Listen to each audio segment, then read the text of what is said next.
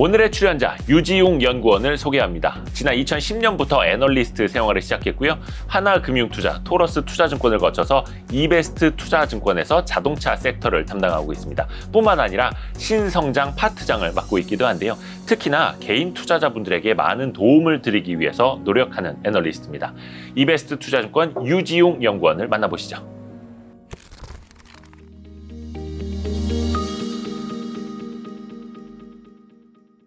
아, 맞다.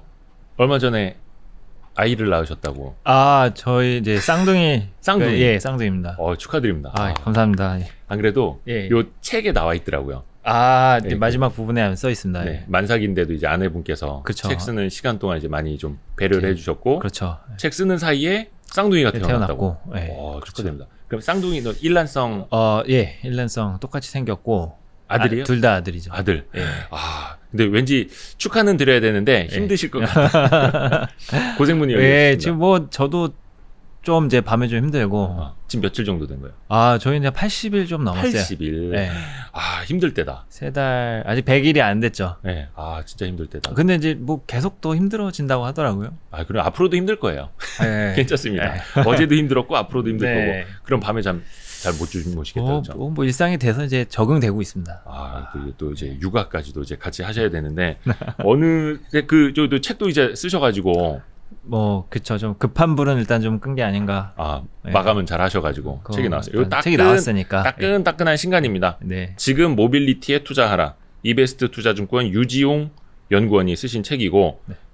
저도 이 책 아주 재밌게 봤어요. 감사합니다. 네, 재밌게 봤고, 사실 저도 이제 많이 몰랐던 부분에 대해서 특히 뭐 해외의 어떤 밸류체인 기업들도 요 뒷장에 이제 잘 그렇죠. 요약이 돼 있고, 앞부분에는 기존의 어떤 전통적인 차 산업 뿐만이 아니라 새로운 모빌리티 산업에 대해서도 정리를 아주 잘 해놓으셔가지고 오늘은 저희가 요 지금 모빌리티에 투자하라 백아북스에서 나왔는데 요 책 이야기도 조금 하고 역시나 이제 많은 분들이 궁금해하시는 자동차 관련주 주가 얘기도 좀 하고 전반적으로 좀 이어가 볼게요. 내용을.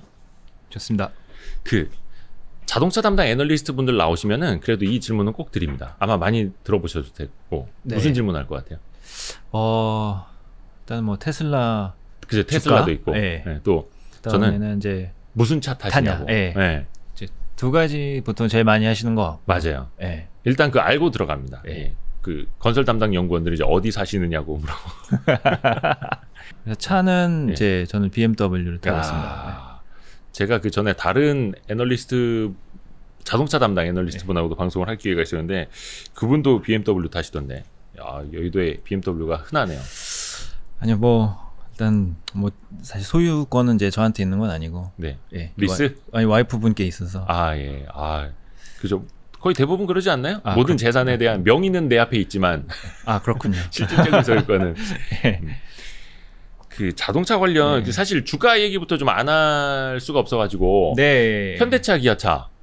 주가가 왜 이렇게 좀 요즘에 쉬고 있습니까? 아주 푹 쉬고 있던데요. 일단은 작년 사실 코로나 저점부터 지금까지 수익률을 따져보면 글로벌 오토 주식들이랑 현대기아의 이제 주가 수익률이랑 크게 다르지 않아요, 사실. 사실 많이 올라오긴 올라왔죠. 많이 올라왔고 편차도 심하지는 않습니다. 그래서 바닥 대비해서 대부분 이제 3배에서 4배 정도까지 이제 올라와 있는 이제 상황들이다라고 이제 보시면 될 것 같고, 이제 시점이 조금 차이가 있죠. 현대기아 같은 경우에는 올해 1월이 좀 많이 강세를 보였었고, 이거는 이제 그 애플 이슈가 사실 1월을 도배를 이제 장식을 했었기 때문에 그렇죠. 그런 부분이 이제 선반영됐었고, 반면에 이제 그러다 보니까는 이제 1월, 2월에는 이제 국내 완성차 섹터가 밸류에이션에 대한 그런 이제 부담 이런 것들이 분명히 있었어요. 네네네. 추가로 올라가야 되는데 사실 이제 애플 이슈가 더 추가로 진행이 되지는 않고 1분기에 엄청난 실적을 곧바로 보여주지 못했기 때문에 아무래도 이제 1월 후반부 2월부터는 조금씩 이제 상승에 있어서는 좀 저항을 받았었던 것 같습니다. 반면에 이제 그때까지 사실 좀 상대적으로 지지부진했었던 글로벌 오토 주식들은 이때부터 좀 이제 상대적으로 더 강한 랠리를 보였죠. 어떻게 보면은 이게 키 맞추기라고도 표현을 하는데 각자 이제 밸류에이션을 찾아간 것 같기도 하고. 말씀 잠깐 하셨습니다만 사실 작년하고 올해 초까지만 하더라도 현대기아차가 굉장히 뭔가 새로운 모빌리티 성장주로 이렇게 잠깐 구분이 됐었거든요. 네. 근데 지금은 다시 그래서 지난달에는 몇 대 팔았는데 몇 대 수출했는데 다시 또 이제 판매 대수 보게 되고 그렇죠. 다시 또 전통적인 카운팅으로 넘어간 것 같아요. 왜냐하면은 이제 작년 하반기만 하더라도 네. 현대기아가 이제 앞으로 하게 될 이제 신사업 전개에 대한 소개가 굉장히 많았어요. 네. 예를 들어서 이제 그때까지만 하더라도 시장에서는 사실 작년 한 가을 정도만 하더라도 그 전까지는 굉장히 네. 뭔가 이제 바쁘게 돌아갔고 이제 코로나에 대해서 이제 영향을 받고 여기서 이제 수혜주 아니면 여기서 피해주 이런 것들 구분하다 보니까 자동차는 계속 피해만 있었거든요. 네. 그러니까는 시장에서는 EGMP가 무엇인지에 대해서 노출이 안 됐어요, 잘. 네. 현대기아는 사실 그 전부터 EGMP에 대해서 계속 오랫동안. 공개를 해왔는데 네. 그것이 막상 사실 작년 1분기부터 좀 노출되려던 순간 코로나가 이제 확산이 이제 좀 심화가 됐었고 네. 그때부터는 뭐 전기차가 중요한 게 아니고 지금 가동률 이런 것들이 사실 이제 주가에 있어서 핵심적인 요인으로 작용했었는데 네. 작년 4분기 들어서는 이제 그러면 현대기아가 앞으로 전기차를 한다는데 아이오닉 시리즈 아니면 기아의 EV 시리즈 이런 것들이 처음 듣는 것들인데 어떻게 보면 굉장히 성장 모멘텀으로 이제 다가오거든요. 네. 그래서 아무래도 작년 하반기에는 이제 현대기아가 전기차를 함으로써 여기서 갖게 되는 이제 밸류에이션 상승 요인이 좀 컸었던 것 같고요. 그 외에는 이제 UAM 네. 이나 아니면 이제 수소차 아니면 특히 이제 보스턴 다이내믹스라는 이제 로봇 회사 인수. 예, 이런 것들이 동시다발적으로 이제 작년 하반기 많이 일어났었거든요. 네. 그러다 보니까는 아무래도 시장에서는 이제 기대감이 좀 많이 높아졌었던 네. 그런 상황이었었던 것 같습니다. 이게 참 신기한 게 말이죠. 시장이 좋을 때는 작은 호재 하나가 굉장히 크게 또 빨리빨리 반영이 되잖아요. 예. 그러면서 작년에 들려왔던 말 중에 하나는 어쩜 이렇게 호재가 끊이지 않고 나올 수 있을까? 또 시장이 좋았던 것도 네. 있고. 근데 지금은 왜 이렇게 호재가 뜸하지? 이거 신기해요. 그냥 제 기분 탓인가요? 네.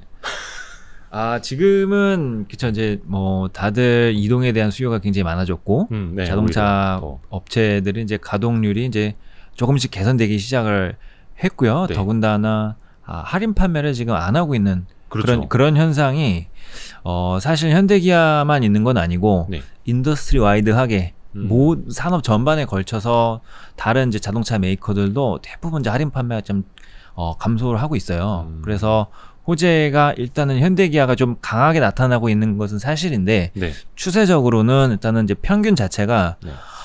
다 좋아지고 있다라는 이제 부분이 있습니다. 이런 것들은 더 차별화할 수 있는 그런 숫자들을 아마 실적을 통해서 입증을 하거나 네. 그런 부분들이 이제 지속적으로 부각이 되어야 되는데 요거는 이제 시간이 계속 이제 필요한 부분이다라고 보실 수가 있을 것 같습니다. 이제 말씀 중에 나왔던 그 딜러사 어떤 인센티브 예. 동향. 물 드세요. 그거 좀 여쭤보려고 하는데 사실 이제 말씀 중에도 미국 차라든지 해외 자동차 완성차 업체들도 비슷한 동향이라고 말씀을 해주셨는데 네. 이게 사실 딜러사에게 주는 인센티브가 많으면 많을수록 차가 많이 안 팔리니까 더 주는 거고. 그렇죠. 인센티브가 낮아지면 낮아질수록 차가 잘 팔리니까 덜 줘도 알아서 쟤들이 많많이 팔겠네. 약간 그렇죠. 이런 느낌이잖아요. 네. 지금은 이 인센티브 동향이 어느 정도까지 와 있는 거예요? 지금은 이제 2019년 말 네. 정도부터 인센티브는 이제 하락하기 시작을 했다라고 보시면 될 것 같고요. 네. 2019년이 이제 어떻게 보면은 이제 자동차 산업이 오버캐파가 이제 미국에서 네. 조금씩 감소하기 시작한 그런 공급 구간인 것 과잉이 같습니다. 조금 이제 잦아들었던? 해소되기 시작하는 네. 이제 구간이었었던 것 같습니다. 그래서 카 메이커들이 2017, 18년 가보니까 네. 이제 세단 라인업에 대한 이제 계획들은 많이 세워놨는데 네. 그 수요가 안 올라오는 거예요. 예. 대부분 이제 금융위기 이후 첫 차를 이제 바꾸는 시기가 이제 2017년, 18년이었는데 네. 금융위기 때는 다 세단을 사잖아요. 돈이 네, 없었으니까. 네. 그 다음에 이제 조금 어느 정도 이제 뭐 자원이 확보가 되고 뭐 이제 트렌드가 좀 상향 조정되고 그러다 보니까 다들 SUV를 사기 시작을 했거든요. 그러니까는 카메이커들은 이제 뒤늦게 세단 라인업을 줄이기 시작하면서 캐파 조정이 일어났었고 캐파를 줄이려면은 기본적으로 재고가 감소를 해야 돼요. 네. 예. 가장 중요한 거는 이제 카메이커가 재고를 많이 가지고 있으면 안 됩니다. 이걸 해소하려면은 네. 이 브랜드를 밀어내기를 해야 되는 거거든요. 예. 딜러들한테. 예. 그러다 보면은 할인 판매가 있을 수밖에 없습니다. 그래서 그럼 그걸 안 하려면은 생산 그냥 줄여야 돼요. 수요와 공급을 좀 조절할 수 네, 있는. 예. 그래서 세단들이 특히 18년도부터 좀 밀어내기가 좀 굉장히 좀 많았었다라고 예. 이제 보시면 될 것 같고요. 이제 그게 안 되니까 네. 더 이상 하면 안 되니까 19년도부터 아예 그냥 생산량을 다 줄이기 시작한 상황이었어요, 이미. 네네네. 예, 그래서 산업 자체는 어떻게 보면 19년 말 들어서는 좀 건강하게 흘러가기 시작하던 찰나에 20년 초에 이제 이런 상황이 나타났었고, 그러한 이제 공급 과잉 현상이 이제 한 방에 사라진 그런 이제 이벤트다라고 보시면 될 것 같습니다. 팬데믹 때문에. 네. 그래서 지금 이제 사람들이 중고차를 오히려 더 많이 산다라는 것도 있고, 약간 공급 사이드에서 쇼티지가 나타나서 중고차 가격이 올라가는 것도 있고, 또 네. 어떤 사람들은 전기차를 몇 년 뒤에 차라리 살 거니까 당분간은 그냥 중고차를 사서 버티자라는 예. 수요에 의해서 예. 중고차 가격이 좀 강세라는 것도 있을 텐데, 맞습니다. 이게 그러면 그 어떤 한시적인 일시적 현상이라고 봐야 되는 거예요? 아니면 이게 또 어떤 카메이커들한테 좀 미치는 영향이 더 있을 수도 있는 거예요? 지금 이제 두 가지 이제 포인트를 예. 집어주신 것 같은데, 일단은 둘 다 단기적인 이슈가 아닙니다. 일단 카메이커들 입장에서는 지금 재고가 낮은 상황인데, 네. 여기서 굳이 예. 재고를 재고를 빌드업할 가능성은 이제 없는 거죠. 굳이 공급을 늘릴 네. 이유가 없다. 예, 자신들이 그래요? 오버캐파로 가게 되면 기본적으로 불리한 싸움이 되기 때문에 누가 먼저 이 생산량을 이제 공급 과잉 캐파로 확보하게 될지에 대해서 어떻게 보면 눈치 게임 하고 있을 수도 있어요. 그러면은 네. 우리가 알기로는 예, 지금 공급을 늘리고 싶어도 네. 라인을 추가로 돌릴 수도 없고, 뭐 반도체도 기본적으로 그게 쇼티지라고 있습니다. 하고 예, 예. 하는데, 마음을 먹으면 공급을 또 확대할 수도 있는 거예요, 뭐야? 그런 계획을 일단 기본적으로 가져갈 수 있죠. 올해 연말이라던가 아니면 내년 초라던가 좀 더 시차를 예, 두고서라도. 두고 이렇게 가져갈 수가 있는데, 네. 이게 굉장히 리스키한 전략입니다, 사실. 왜냐하면은 지금 미국 시장을 기준으로 네. 소비자들이 원하는 차는 큰 차예요. 대형 SUV, SUV 나, 예. 럭셔리 음. 이제 세그먼트라고 이제 보시면 되는데, 네. 특히 이 차종들의 특징은 고배기량 차종들입니다. 고배기량 차종들은 이제 이산화탄소 배출량이 많아서 네. 네. 기본적으로 2023년, 2024년 정도가 되면은 엄청난 규제를 받게 돼요. 네. 지금 작년 혹시 이제 유럽 시장에서 예. CO2 배출량이 95g 규제가 시작이 됐거든요. 네. 예. 그 단위가 뭐라 그러죠? 그램 퍼 95g? 킬로미터입니다. 킬로미터당 그램. 95g 이상의 탄소를 배출하면 거기에 벌점인가 벌금인가요? 예, 거기에 대해서 이제 90유로를 예. 이제 그 페널티가 적용이 됩니다. 벌금으로. 네. 음. 그래서 어쨌든 이제 그 미국에서는 그램 퍼 킬로미터라는 단위를 사용하지는 않고 이제 네. 마일 퍼 갤런을 사용을 하죠. 마일. 그래서 환산을 하게 되면은 2023년에서 2024년 정도면은 그 정도에 도달을 하게 되거든요. 네, 네. 그래서 지금 그러면은 이 차종들이 굉장히 잘 팔린다고 해서 네. 캐파를 늘려요. 예를 들면은 그때 가면은 다시 이걸 줄여야 되는 그런 상황이 오게 되거든요. 그 작업 자체가 쉽지가 않습니다. 그렇죠. 이게 뭐 그냥 밥솥에다가 그냥 쌀 넣고 밥 짓듯이 할 수 있는 게 아니니까. 네. 예. 그래서 기본적으로 지금 뭔가가 이제 6기통 차량을, 예. 6기통 엔진을 캐파를 늘리는 작업 자체가 굉장히 조심스러운 그런 상황이 이제 되어가고 있다라고 보시면 될 것 같습니다. 그래서 이제 마음 먹고 공급을 이제 확대하기도 쉽지가 않은 상황인 거고. 예. 그래서 이제 그 부분이 이제 하나가 있고요. 네. 그 다음에 이제 그 고객들 입장에서는 이제 뭐 어떻게 보면 돈 많아졌고, 네. 쓸 여력은 많아졌고, 지금 이제 가처분 소득이 좀 많아졌다고 하죠. 예, 특히 이제 아이러니한 부분인데, 그렇죠. 예. 작년 올해 들어서 좀 많아졌고, 그래서 소비 여력이 분명히 좀 증가를 하기는 했는데, 기본적으로 타고 싶은 차를 네. 받기까지 이 리드 타임이 굉장히 오래 걸려요. 최소 6개월에서 뭐 1년까지. 인기 차종 누구나 하지만 인기 차종 받고 싶어 하죠. 네. 예, 그러다 보니까 신차 소비를 하는 것보다는 중고차로 이제 좀 바뀌게 되는 그런 현상들이 좀 나타나고 있고요. 특히 중고차 시장은 얼마 전까지만 해도 대부분 오프라인 시장이었어요. 투명성이 굉장히 떨어져요. 장난 아니죠, 그 시장이 또. 예. 그런데 이제 온라인 시장으로 바뀌게 되면서 네. 이 투명성이 굉장히 강화가 되고 있고, 네. 경쟁이 이제 심화가 되면서 사실 더 커스터머에게 훨씬 더 좋은, 소비자에게 훨씬 더 좋은 그런 상품들을 이제 제안을 하고 있죠. 온라인 중고차 딜러사들. 맞습니다. 예. 예, 그런 업체들이 아직까지도 그 마켓 페네트레이션이 한 5% 정도밖에 되지는 않습니다. 침투율. 예. 예. 5% 온라인 그 딜러사들이. 네, 나머지는 뭐 글로벌로 아니면 이제 미국 시장만 보더라도 신차 판매 시장보다 중고차 판매 시장이 더 커요. 오, 그러겠죠. 그러다 보니까는 이제 그 안에서 이 온라인으로 판매가 되는 비중은 5% 정도라고 보시면 되고요. 아직까지는 대부분 오프라인에서 판매가 되고 있어서 온라인 시장이 생겼다라는 거는 이거는 이제 그 판매 횟수, 판매 볼륨 그렇죠. 이런 것들이 사실 더 빨리 돌아간다라는 것으로도 해석할 수가 있습니다. 또 사람들 입장에서는 뭐 앞에서 잠깐 전기차 이야기를 했습니다만 어차피 신차 사려면은 한 1년 기다려야 되는 거 짜증나고 돈은 그렇죠. 있고 가처분 소득은 있고 전기차 살려고 해도 내가 원하는 모델 좀 없죠. 기다릴 수도 있고 맞습니다. 근데 그냥 내가 예를 들어서 뭐 한 5천만 원, 3천만 원 이렇게 사고 싶었던 차 있으면 거기에 눈높이에 맞는 한 단계 더 좋은 중고차를 살 수도 있는 맞습니다. 거고 뭐 선택의 폭이 그렇게 넓어지는 거니까요. 그 반도체 그 쇼티지, 반도체 공급 부족 상황이 지금 계속 이어지고 있잖아요.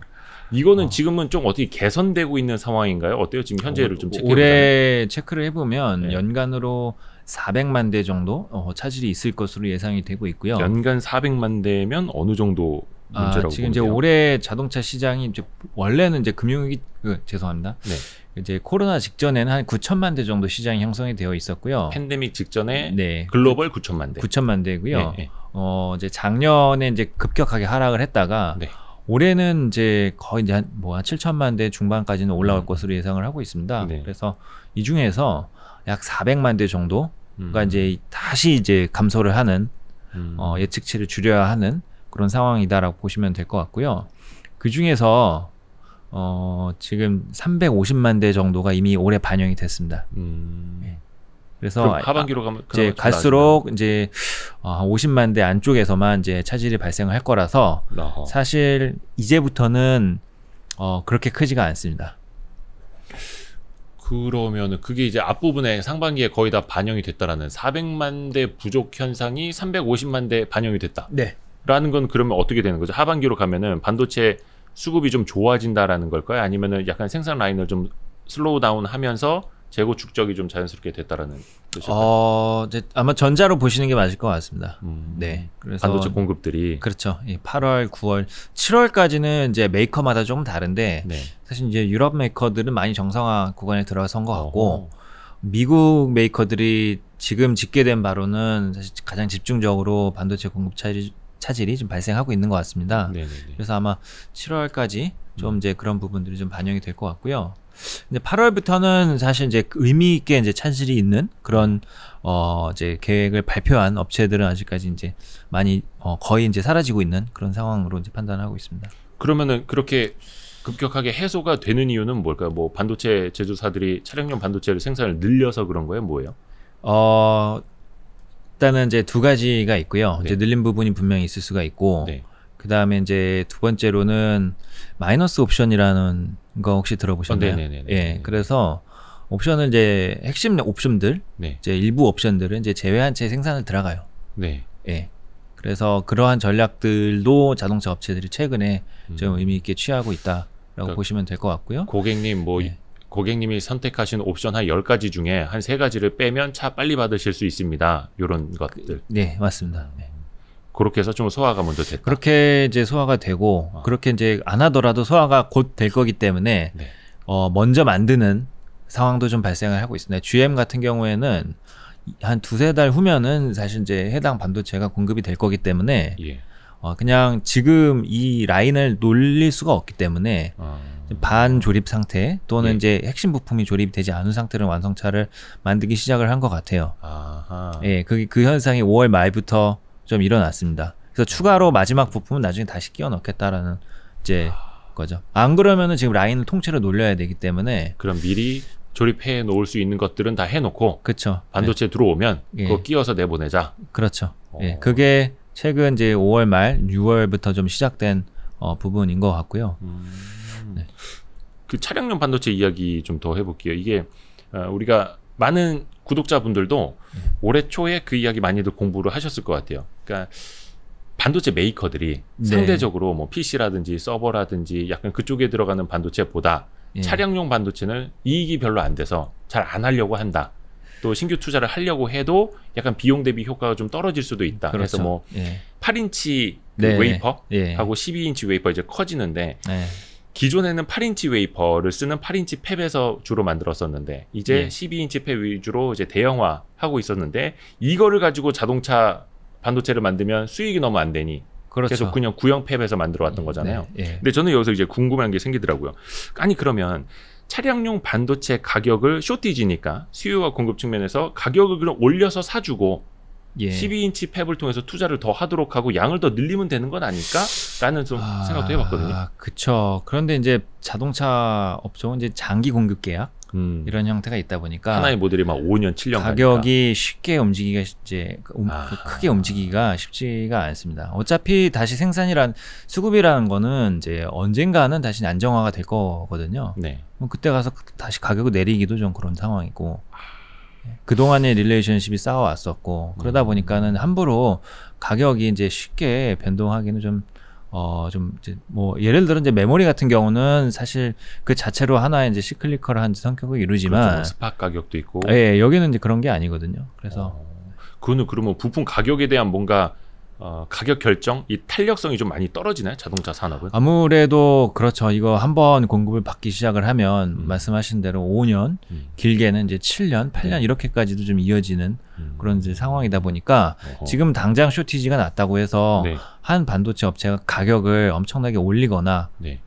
자동차 업체는 따라서 그것을 그 가격대로 이제 사서 하거나 이런 경우들은 뭐 만약에 있다 하더라도 굉장히 좀 제한적이지 않을까라고 이제 제한적인 현상으로 판단을 하고 있습니다. 그러니까 수요와 공급에 의한 가격 논리가 사실은 조금은 통하지는 그렇죠. 않는 예. 굉장히 무거운 시장인 거네요. B2B다 보니까는 아무래도 예. 그렇게 그렇죠. 보시면 될 것 또 같습니다. 공급사 입장에서는 그게 오히려 더 이제 안정적이다라고 말을 할 수도 있는 부분이긴 그렇죠. 한데 예.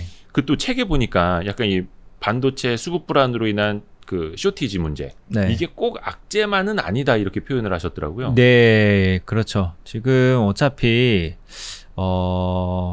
지금 그 재작년까지 이어졌었던 자동차 산업의 공급 과잉 네. 이런 부분들을 자연스럽게 해소시켜주는 역할을 이제 해주는 데 있어서 되게 좀 중요한 역할을 분명히 하고 있습니다. 그리고 지금 이제 내연기관 차량들을 자연스럽게 좀 줄이는 과정이 분명히 필요하거든요. 네네네. 자동차 산업 전반적으로 봤을 때 네. 올해부터 전기차 투자가 좀 본격적으로 일어나야 음흠. 일단은 이제 2024년, 2025년에는 이제 보조금 없는 상태에서 충분한 이제 규모의 경제를 이제 이루게 될 수 있지 않을까라고 싶습니다. 그래서 이러한 환경들을 만들 수 있게 하나의 이제 자체적으로 억제해주는 그런 효과를 가져온 게 아닌가라고 보고 있습니다. 누구나 이제 생각할 수 있듯이 이제 미래는 전기차 혹은 수소차 이제 미래차의 시대가 될 텐데 네. 당연히 이제 미래는 미래차의 시대겠죠. 네. 근데 사실 플랫폼을 전환하는 데는 이제 비용이라는 게 들잖아요. 기존의 그렇죠. 내연기관을 만들던 라인에서 네. 새로운 차를 이제 만들어야 되니까 당연히 거기에 기회비용이 들어갈 테고 그걸 이제 이쪽 업계에서는 좌초 자산이라고 표현을 하더라고요. 네, 예, 언젠가 이제 떨궈내야 할 그렇죠. 비용이라고 보면 될 텐데 그러면 이번 어떤 쇼티지 사태, 네. 반도체 부족 그리고 약간의 일시적인 공급 불안 이게 플랫폼이 전환되는데 오히려 또 기폭제라든지 촉매제가 될 수도 있었던 거예요. 그러면 하나의 이제 촉매제 역할을 분명히 한 것 같고요. 지금 그렇죠. 예. 지금 아무래도 자동차 업체들이 당장의 수익성이 이제 더 이상 중요하지 않은 네. 상황이 돼버린 것 같아요. 왜냐하면은 지금 있는 차종만으로도 크게 공급량은 늘리지 않아도 수익성이 엄청 좋아지고 있거든요. 네. 이 상황에서 또 무리하게 기존 내연기관 라인업을 지금 늘릴 필요가 없습니다, 사실. 할인을 예전에는 뭐 3,000불 하던 거를 지금 안 해도 된다라면은 근데 나는 그렇죠. 3년 후, 4년 후부터는 엄청난 전기차 메이커가 돼야 돼요. 라고 이제 주주들과 약속을 한 상황입니다. 이 상황에서 8기통 엔진, 10단 변속기 이런 이제 헤비한 내연기관 파워트레인 투자는 사실 지양되는 게 맞거든요. 예, 예. 할 이유가 없죠. 그러니까 지금 완성차 업체 입장에서는 제 잠깐 든 생각은 꽃놀이패? 그렇죠. 라고 네. 표현해도 돼요? 그래서 아까 제가 말씀드린 게 아마도 메이커들은 이제 서로 간의 눈치를 많이 보고 있을 가능성이 굉장히 크다. 라는 거죠. 지금 뭐 생산 굳이 늘리지 않아도 네. 주도권은 지금 보시면 메이커가 가져가고 있거든요. 할인이 엄청나게 이제 감소를 하고 있는 상황이기 때문에 여기서 생산을 막 늘릴 이유는 없죠. 네. 그러면 이제 차 완성차 업체들 입장에서는 공급을 어떻게 해서 더 늘려서 그러면 이 시장에서 매출을 빨리 가져와야지 이것보다는 예. 이익이 좋으니까 이걸 조금 더 향유하자 막 이런 분위기. 내연기관 기반으로 마켓 쉐어 늘려서는 네. 사실 의미가 없는 거예요. 없으니까. 예.